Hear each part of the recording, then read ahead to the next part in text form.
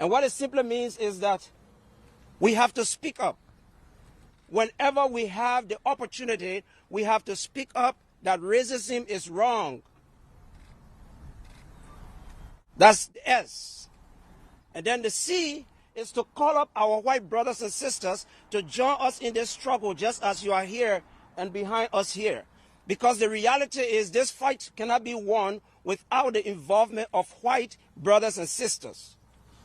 And Dr. Martin Luther King knew this very well. That's why he employed the services of white people to join us in this struggle.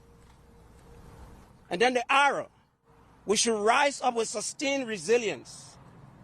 All right? It appears as though we became complicit, and it took the death of George Floyd to awaken us. So we need to rise up with sustained resilience and continue to speak out against racism. And then the A, we have to act up. We have to act up. And I don't want to be misconstrued as to say that we support vandalism, the destruction of property, and looting. No, we don't support that, but we need to act up. And some of the ways we act up is by peaceful protests. We want to call upon our brothers and sisters to protest, but protest peacefully. We act up by voting out of offices those who have racial prejudice and racial underpinnings. We have to vote them out of offices. We act up by being police officers, being lawyers, being doctors, being senators, being city mayors, being governors. That's how we act up. And then finally, as a preacher and as a minister of the gospel, I would say that we pray up. In order for us to scrap racism, we must pray up, because there is no way we can win this fight without the intervention of God. So let us go out and let us scrap racism by speaking up, by calling up our white brothers and sisters, by rising up, by acting up, and by praying up. Thank you. God bless. Thank you.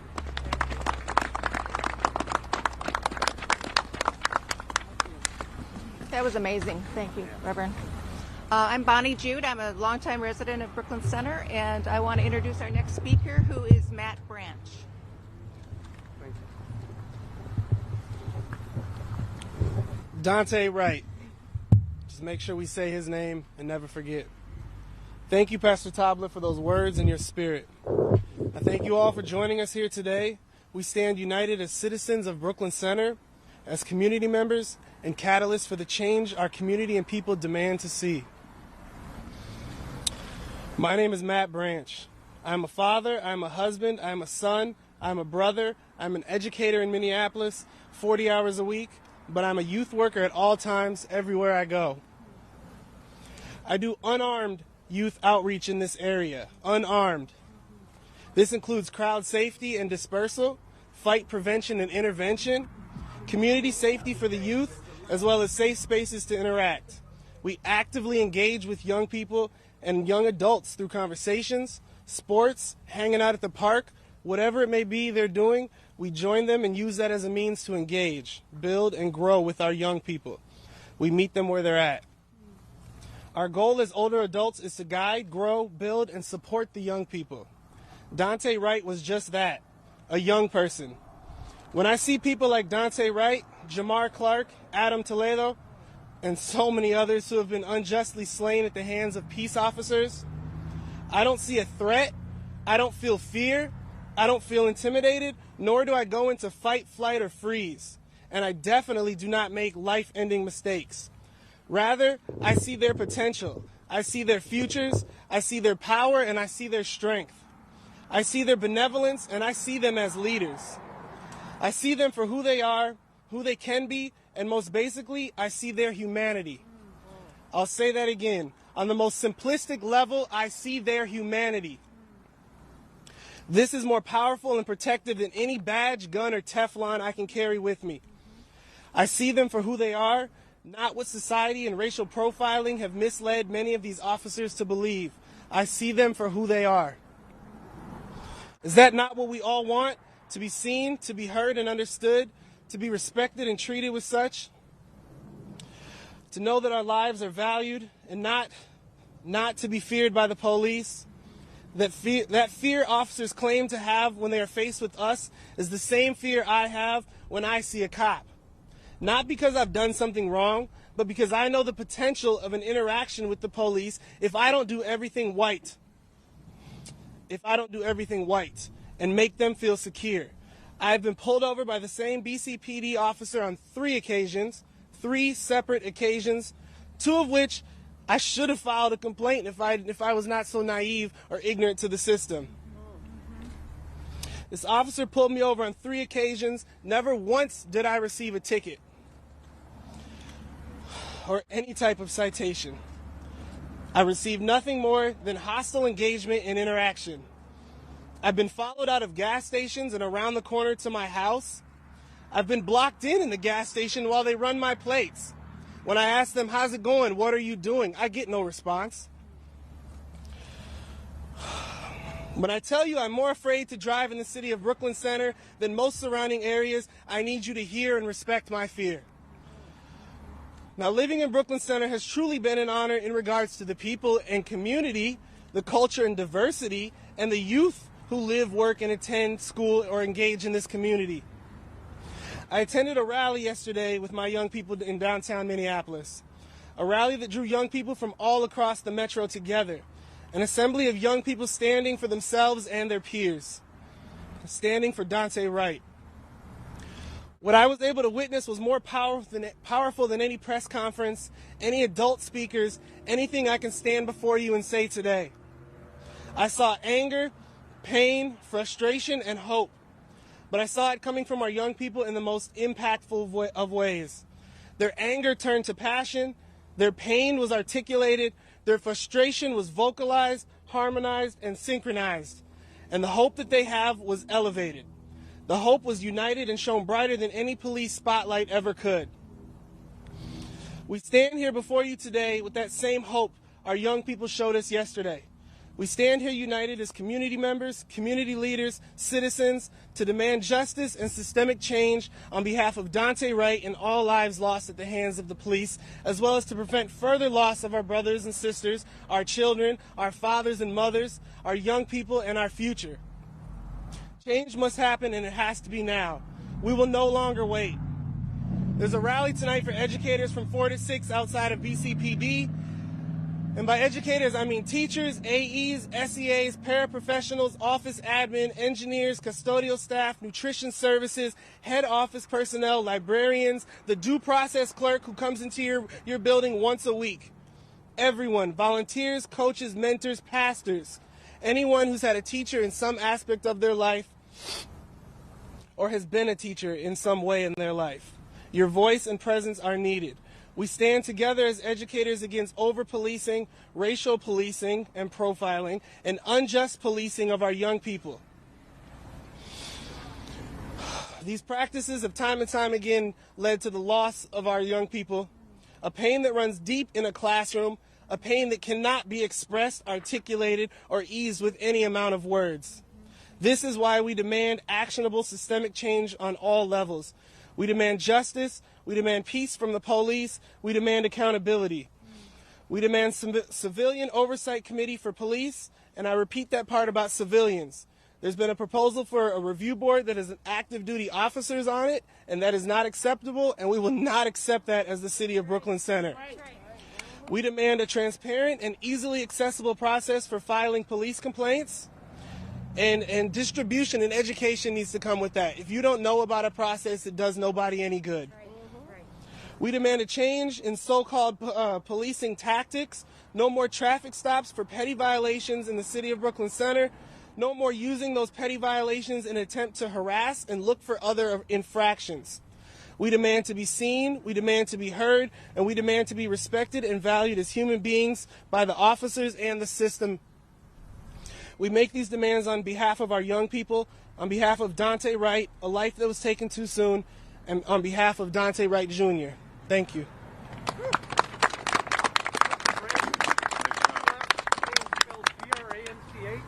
Like a tree. M-A-T-T, B-R-A-N-C-H. Thank you very much. Thank you. Thank you. we'll make sure that people are spelling their names when it come out to the microphone. I apologize. That was really powerful, Matt, and you definitely spoke from the heart. Next, we have a community member here, Pratia Tolles, who will be speaking to us today.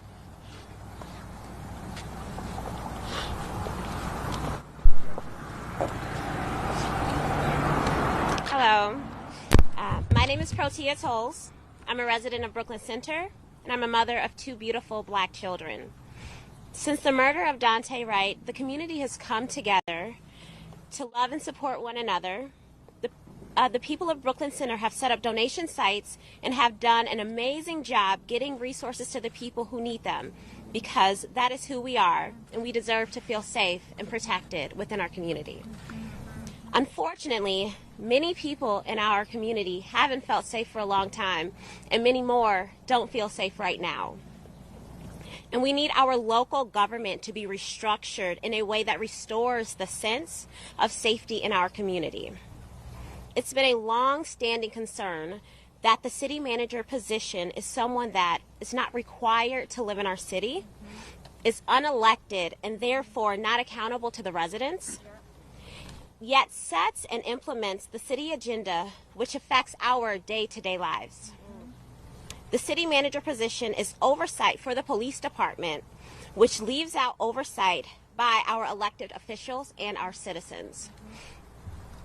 I want to see real change in our government, and the change I would like is for the manager position to be full-time, to include a staff person for the mayor. The city council should also be full-time. This current situation has highlighted the need for this. Making these changes to our local government will help to better reflect and magnify the voices of the citizens. Our elected officials need the resources to be able to implement the changes we need on a full-time basis. This will allow them to dedicate their time and attention to our city and the needs that we have as we work on a path forward from this tragedy. I want all members of our community to feel safe in our city. Brooklyn Center is made up of a diverse and multicultural people, and we should all feel like we have a place here and like we belong here. Our differences bring value to our city and should not be something that divide us, but rather bring us together. This tragedy should not have occurred.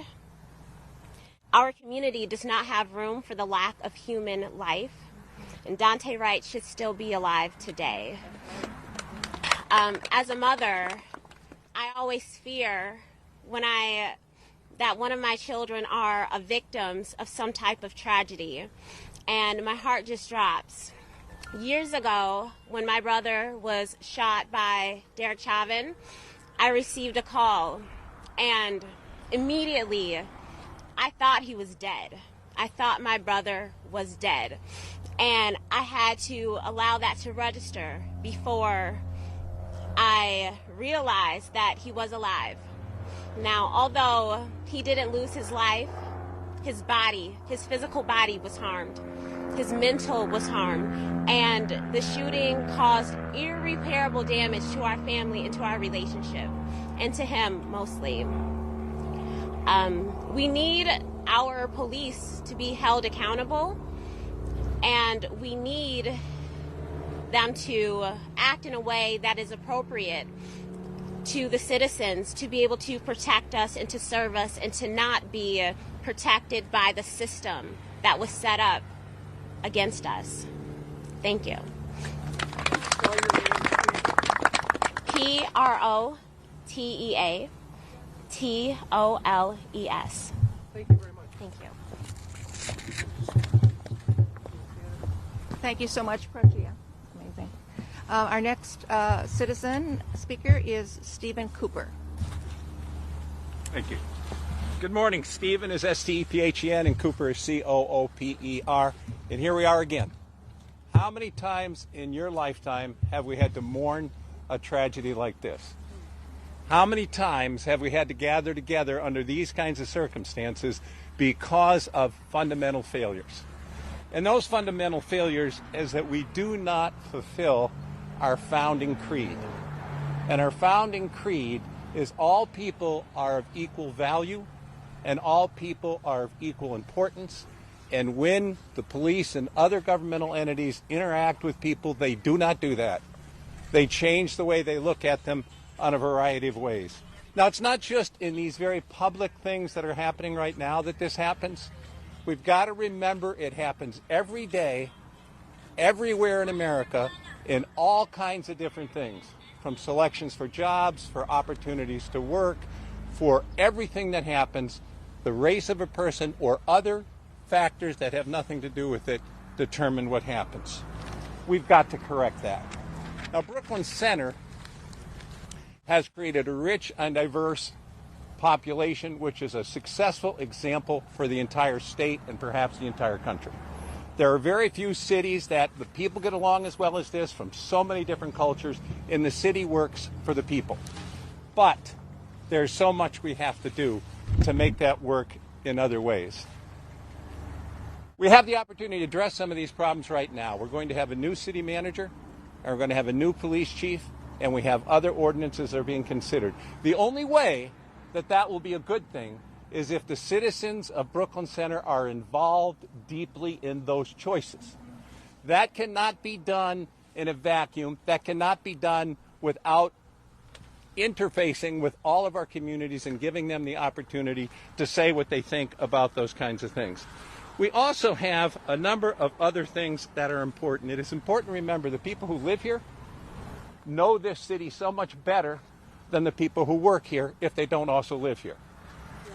Far too many of the people who work here for the city do not live here. Mm-hmm. And I think that includes virtually every single police officer. That's right. Yes. Now, one of the things that we really need is we have to give transparency that allows the citizens of Brooklyn Center to participate in these decisions, because their decisions will be so much better and so much more long-lasting. That's right. Now, one of the things we also have to do is to realize the importance of fairness and equality is more important than whatever the issue on the table right now is. And almost always when issues come on the table for decision makers, equal opportunity, fairness, making sure there's equality falls backwards. It becomes a slogan, not a reality. And so you don't have the fact that when these decisions are made, the first priority, number one, is it fair to all of our folks? And is it equal for all of our folks? So often, that is not even on the table. And that's an important change. Now, when we talk specifically about changes, sometimes people think changes don't matter. They do. Think of even some small changes that have happened recently. Body cams. If it wasn't for body cams, most of these cases, that, including the one that's in trial right now, would have been passed off with explanations and rationalizations, and we would never have known what really happened. Body cams are a small thing, but a big impact. And let's go a step further. The City of Brooklyn Center on its website should publish the arrest by race. Are we arresting 3 blacks for every white? Are we making traffic stops? That data should be there, and if it's out of whack, there should be an accounting. And that accounting would let us look at, whoa, how come? How come? And at bare minimum, the officers in the police department would have to give an explanation. I'm not saying they're right. I'm not saying they're wrong. I'm saying they can't do it with no transparency. Mm-hmm. And that's just, use of force training has to be fundamentally changed. I don't know how many of you have ever gone to use of force training. I've been through it. I've seen how use of force training works, and it is totally out of whack. It's 100% prioritizing the feeling of safety for the officer and 0% prioritizing the feeling of safety for the person who's stopped. That's wrong. That's got to change, and that cannot continue. There are so many great suggestions that have come from this community and also ones that have come from other communities how to correct these problems. But it takes the commitment to do it. One of the things I fear is after an emotional response like we're having to the, and it's not just one, it's not just two, to the multiple murders, and all of us can think back over the last 5 years, how many have there been? There's this big emotional outpouring. But afterwards, we put everything back on the shelf. And if we don't continue to do the hard work to make the changes, we're all going to be meeting in a meeting like this again. We really have to implement and enforce. And let me tell you, one of the biggest disappointments I've seen in my lifetime is there's so many good plans that are put together that would succeed that are never implemented. And they're just ignored. And they just sit there. And when you call them on it, oh, well, you know, we had something else that was more important. I don't want to have to meet with you all again. I hope we implement those rules, and I hope everybody here is willing to do the hard work that it'll take to do that. That will not, to change people's behavior is one of the hardest things in the world. Think of somebody quitting smoking. They know they should. How easy is it to do? Changing these things requires all of us to work hard. Thank you very much.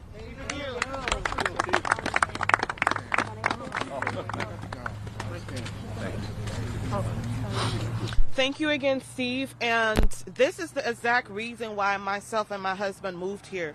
My husband is currently serving in Kuwait right now, and I am home heavily pregnant. But a community like this is the reason why we choose Brooklyn Center. And we want to make sure that we can live here and raise our child without being afraid and without knowing that someday either my husband, myself, or my child could be killed, like Daunte was killed on these streets. And today I want to introduce another resident who lives across the street from the police station, Jemiah Creighton. Hello, thank you guys. Good morning. My name is Jemiah Creighton. I have been living across the street from the Brooklyn Center police station for about 2 years now, with whom I live with my 11-year-old sisters and my 3-year-old child. Since the murder of Daunte Wright, I have watched my community do great things. I have watched them support the family and just come together and stand for his justice and stand for black lives, you know, and people that look like me. But I will not shy away from what we endure every other night. Me and my kids and people in my building, we feel very unsafe. From the tear gas that goes on, from watching the excessive crowd control from our fellow officers in our communities, and it's just out of control. I wish that things could be better. For example, my kids have autism, and it was so bad one day in the front of our patio, I had to go out there as they were shooting the tear gas and ask them, can you guys please refrain from using the tear gas to crowd control? I was told to go in my house and shut the door and shut my windows, as if my doors and windows aren't already shut. We're affected from the gas, we're affected from the noise. My kids were crying historically. They do not know any better, they're autistic. We live in fear. Every day, my kids think the police are the worst people in the world, which they shouldn't feel like that. We live across the street from the police station. We should feel safe all the time. That's right. But I feel like this can change. This narrative can change. Governor Watts and others can change this narrative. That $30 million that is used for Operation Safety Net should be used for, how about retraining of these police? Retraining for better, peaceful crowd control. Preach it, girl. Better, peaceful. Let's get to know their communities they work for, because they don't live here. That's right. We do. That's right. Not one of the police officers live in Brooklyn Center. This is out of control. Uh-huh. We feel unsafe in our building. My kids don't want to be home. We have to do better. But I feel like our community can do better. For our future, for my kids' future, we have to do better. Thank you guys for listening to me. Yes, my name is spelled Jamiya, Jemiah Creighton, Crayton. Thank you guys.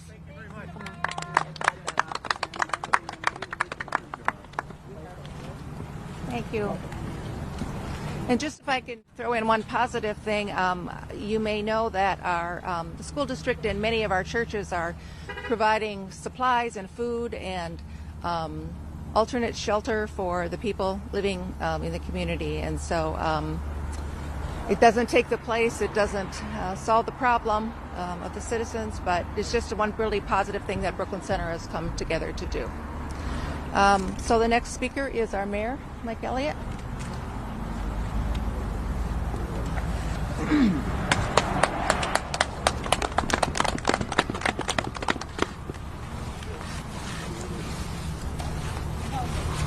All right, well, good morning, everybody. Good morning. My name is Mike Elliott, Mike-Elliott. So I'm the mayor of Brooklyn Center, Minnesota. Very happy to be here this morning with community, and I couldn't be more proud of people who are gathered here, and I'm just here to support their voices and to lift their voices up, because quite honestly, they have mobilized in the midst of this tragedy and have really responded in ways that has kept our community together.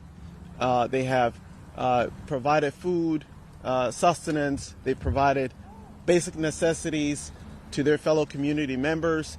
They have held hands together and have helped all of us grieve together.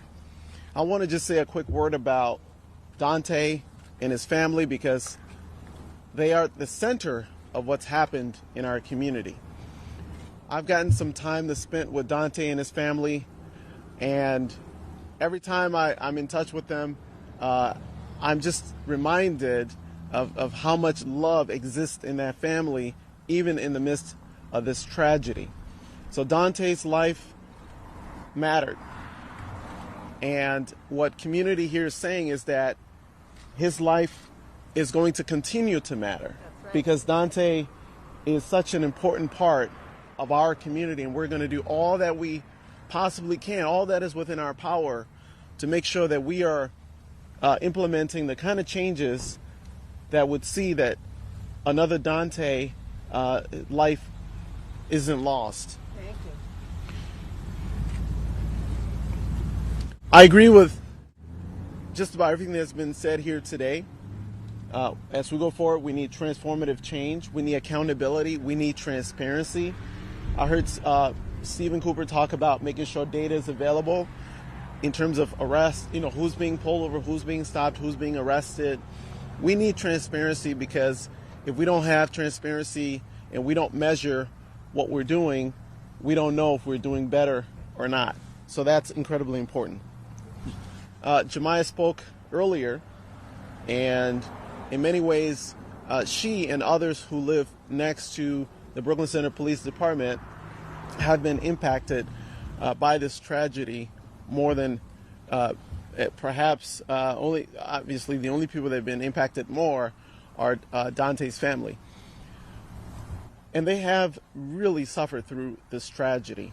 They have had to live through a lot of noise through the night. They've had to live through having rubber bullets hit their windows. They've had to live through the tear gas seeping in through their windows at night when they've been sleeping, which is why we've always taken the stance, myself and the Brooklyn Center City Council, that we don't believe that tear gas and rubber bullets are appropriate means of dealing with protests and dealing with crowds. Eventually, I think that voice has prevailed, and we have stopped using those measures to respond to protests. And so the last several nights have been rather peaceful. People have gathered, and they continue to gather. And in some cases, law enforcement has not even enforced the curfew and has continued to allow people to protest peacefully. I want to say that this is such a fundamental right in our country. I'm reminded about the march in Selma. And if you all will recall, those people were given dispersal orders by law enforcement, much like we see here in Brooklyn Center. Right. And they were given a certain amount of time to disperse. And they did not disperse. They chose civil disobedience. You remember something called the Boston Tea Party, right? Protest against the government and delivering your grievances is such a fundamental part of what makes our democracy work, that we just have to make sure that we continue to allow those voices to be heard. This is critical as we're moving forward. So I'm not going to take any more time. I just want to thank the community for all the work that you're doing in mobilizing, in helping to keep our community together, in helping us respond in the midst of this tragedy. So thank you all very much. Thank you.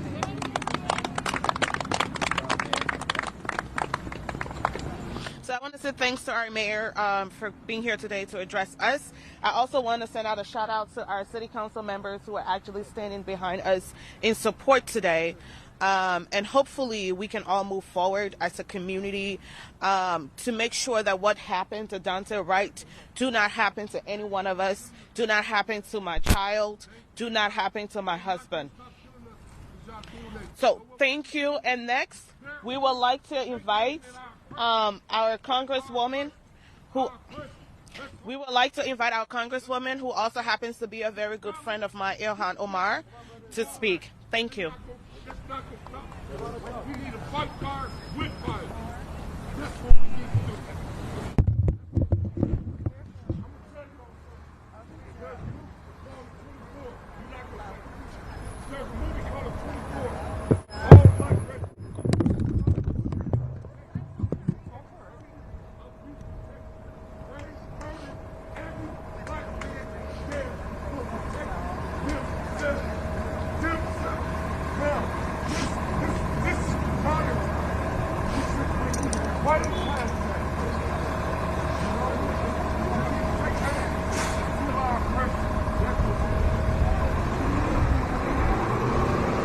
Congresswoman Ilhan Omar.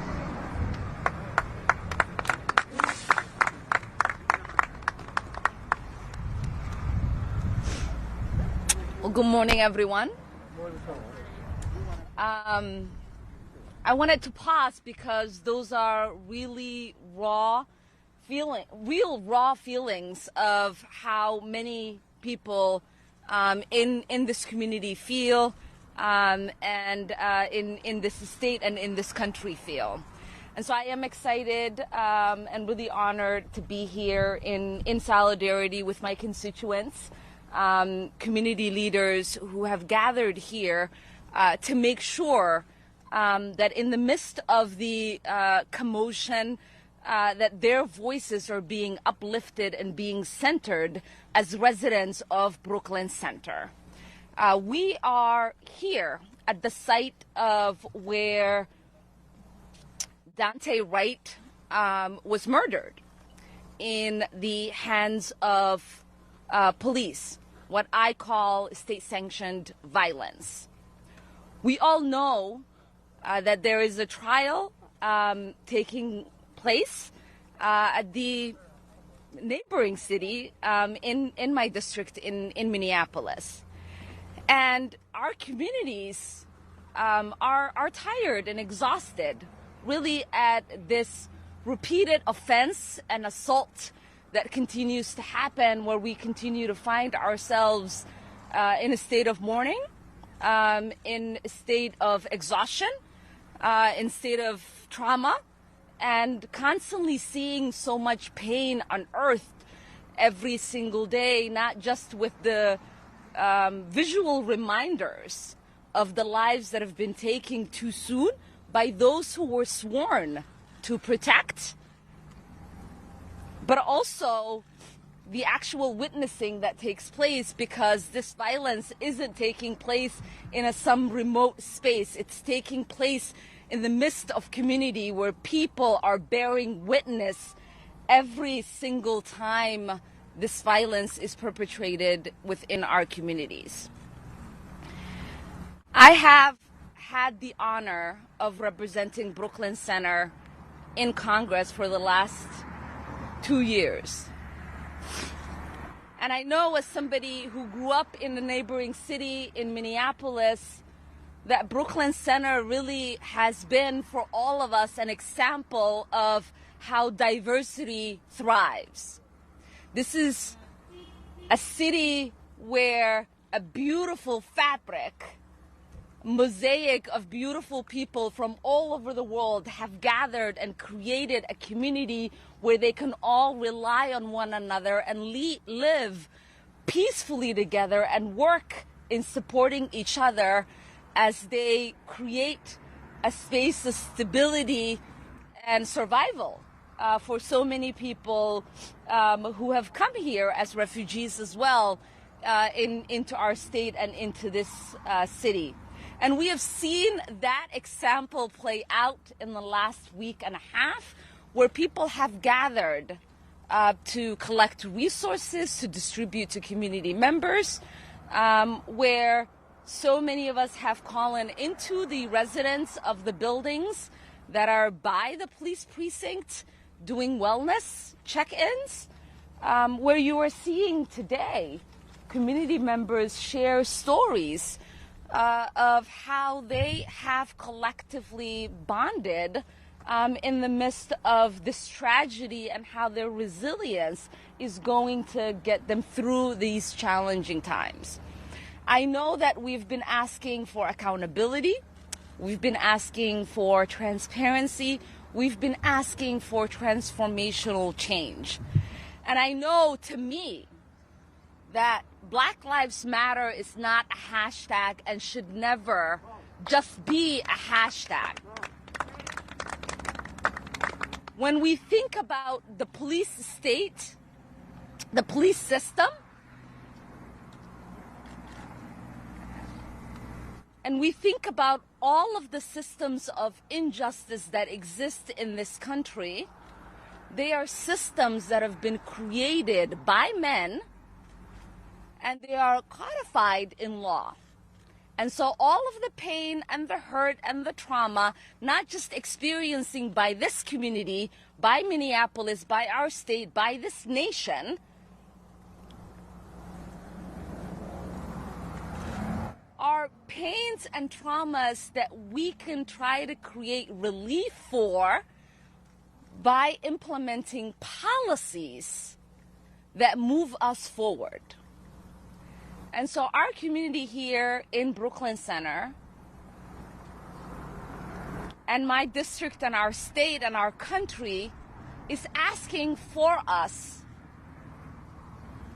to take a leap of faith to say the current policing system that we have is not doing anything to protect and serve.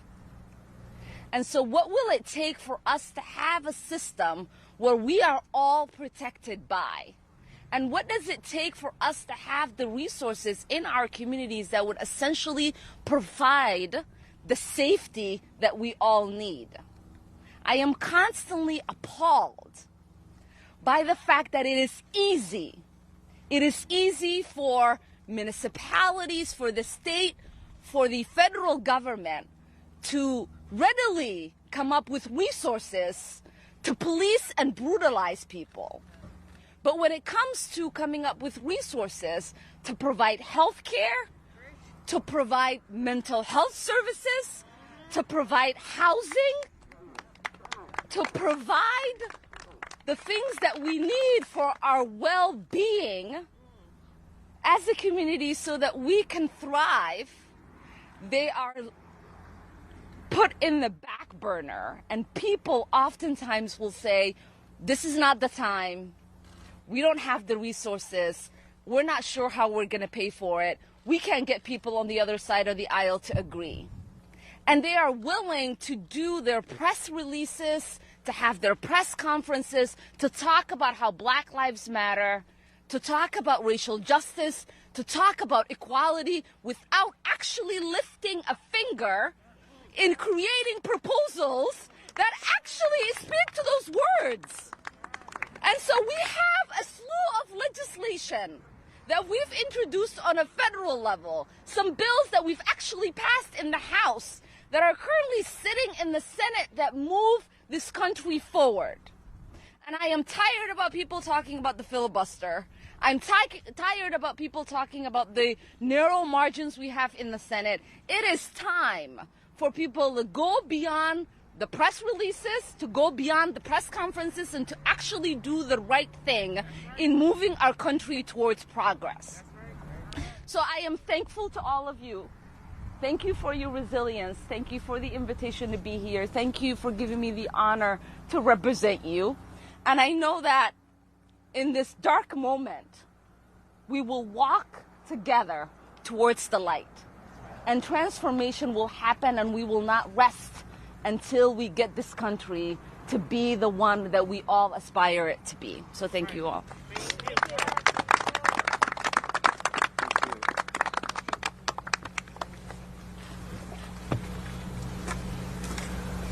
I certainly can't follow that, but we have one more community speaker to finish us up today, John Solomon. Good morning. My name is John, that's John, and last name is Solomon, which is spelled Solomon. I come to you as a 26-year resident of Brooklyn Center here, and I'm very proud of that here. It's a great community. I know we're in the national spotlight, actually the world spotlight right now, and within that, I want you to know that we're coming together as a community to show you the best of Brooklyn Center and not just what might be highlighted in the looting and things like that here. We got great people here. We got great families. And if you look around right now, you'll see shining examples of how we come together. We got 2 buildings, resource centers, making sure that we got people fed, the needs that they have, that while some of the stores are closed down are being taken care of. We got churches coming together that are housing people. They're providing safe havens. They're providing food for not only just the residents, but they're providing food for the law enforcement as well here as a olive branch to reach out and say we're all here together, and even though you have a job, understand that this community tries to take care of everybody here. Now, not only as a parent do I come together here, but I come together out here as a community activist and as a school board director here. And I say that because that's one of the most important things to me, is that my job is making sure that our children have access to the best education they possibly can get here, and that we improve it, that we make sure the finances get to them, and but there's also that they learn about themselves and about who they are in this country here, the history and everything they need to know to come back out here and contribute to not only Brooklyn Center being a greater place, but this whole country being greater here. Police violence. I have a real problem with that now, and I have for a long time, because number one, as a black man, it's automatically assumed that we don't like the police here. And that's a total myth. We, like everyone else in this country, want to have safe communities. We don't want crime around here, but we do want to be treated fair and just. And that's the biggest thing here. I believe in police work. I was actually a police officer for 5 years in the city of Washington, D.C. here. I have a very respected record there. And I did a lot of responsible things in a city that was 69% black, that needed police to be responsive to the community's needs. And we did that. But just like any other black man, I've been pulled over. In fact, I've been what you call profiled and have pretext stops 18 times here during my time here in Minnesota. Most of it in the course of my job as a social worker here. And I testified in the year 2000 at the Capitol on Senator Ranum's racial profiling bill. Back then we were talking about trying to do something effective on this profiling, that it was a real issue here.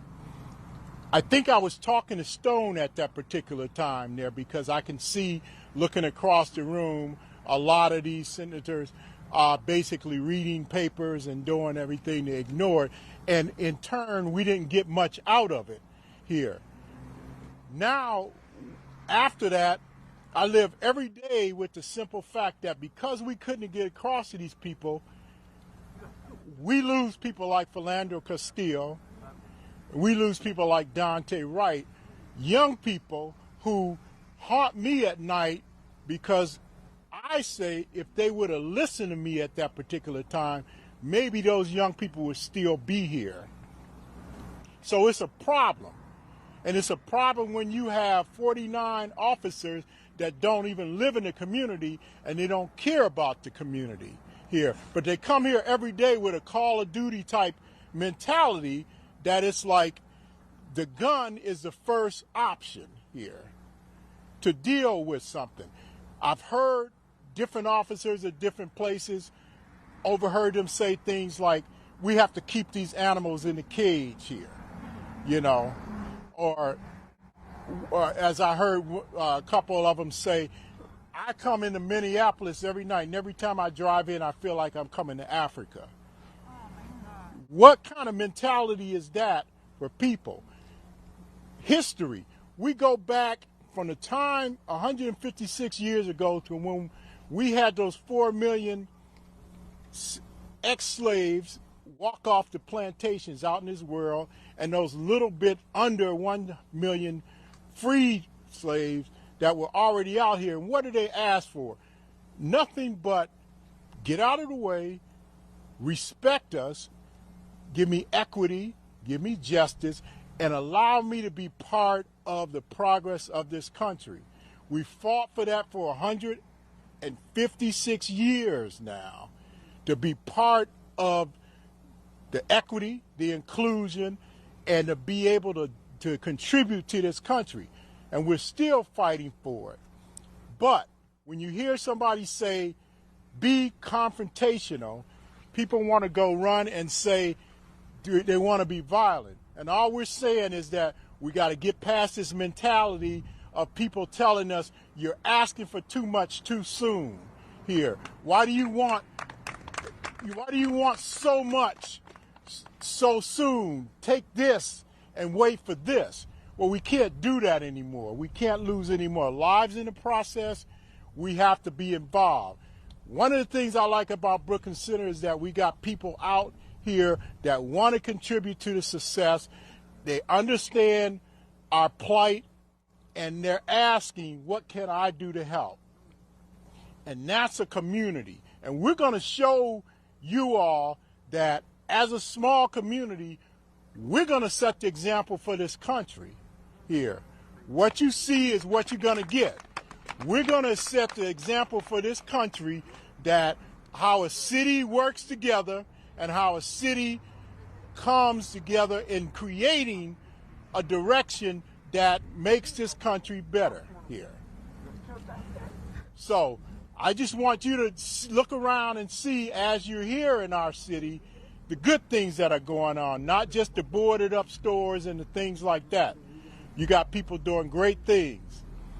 And I'm going to continue to contribute, and I know the majority of people, if not everybody out here, is going to do that here. So that's all I have to say today, and I hope that you understand that we're making moves here that are going to be effective for a long time. Thank you.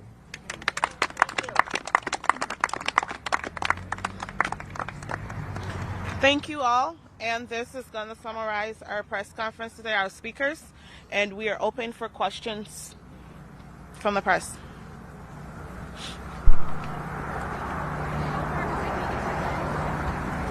If she will, she's actually on her way out, so she has to be somewhere else.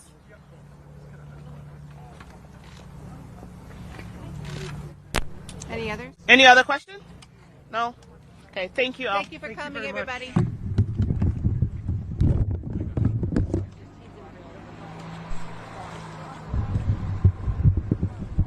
Does anybody need any spellings? Anybody want to listen to me?